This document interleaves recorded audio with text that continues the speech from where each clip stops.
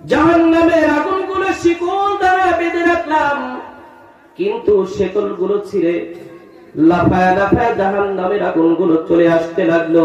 কিন্তু এক চল পানি, কয়েক ফোঁটা পানি তুমি নিক্ষেপ করার সাথে সাথে জাহান্নামের আগুনের তেজ কমে স্থানে চলে গেল। ব্যাপারটা বুঝলাম না, এটা কিসের পানি?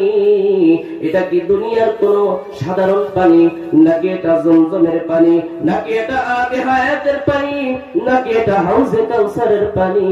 আল্লাহ পাক রব্বুল আলামিন ফেরেশতাদেরকে ডেকে বলবে, আমার ফেরেশতা, এটা হাউজে কাউসারের পানি নয়, এটা জমজমের পানিও নয়, এটা আবে হায়াতের পানিও নয়, এটা হলো আমার বান্দা যেই দিন দুনিয়ার মধ্যে প্রেরণ করেছিলাম, কিন্তু আমার ভয়ে তুমি জাহান্নামের ভয়ে, জাহান্নামের আগুনের ভয়ে রাত্রি বেলায় শীতের কনকনে শীতের মধ্যে ল্যাপের মধ্যে থেকে উঠিয়া ঠান্ডা পানির দ্বারা ওযু করিয়া মুসাল্লায় দাঁড়াইয়া গেছে। মুসাল্লায় দাঁড়াইয়া 2-4 রাকাত নামাজ পড়িয়া আমি আল্লাহ পাক রব্বুল আলামিনের দরবারে দুহাত তুলে আল্লাহ মাবুদ বলে ডাক দিয়েছেন। আল্লাহ বলে ডাক দিয়েছেন, ও গো মালিক,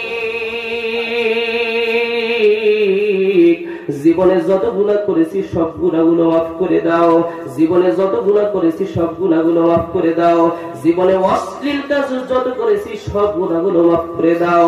ওগো আল্লাহ, শয়তানের ওয়াসওয়াসায় আর প্রবঞ্চনায় পড়িয়া জীবনে তো কম গুনাহ করি নাই।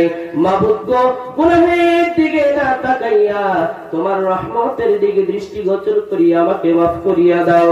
এই বলিয়া যখন গভীর রজনীতে ক্রন্দন করেছে, চোখের পানিগুলো ঝরঝর করে পড়েছে।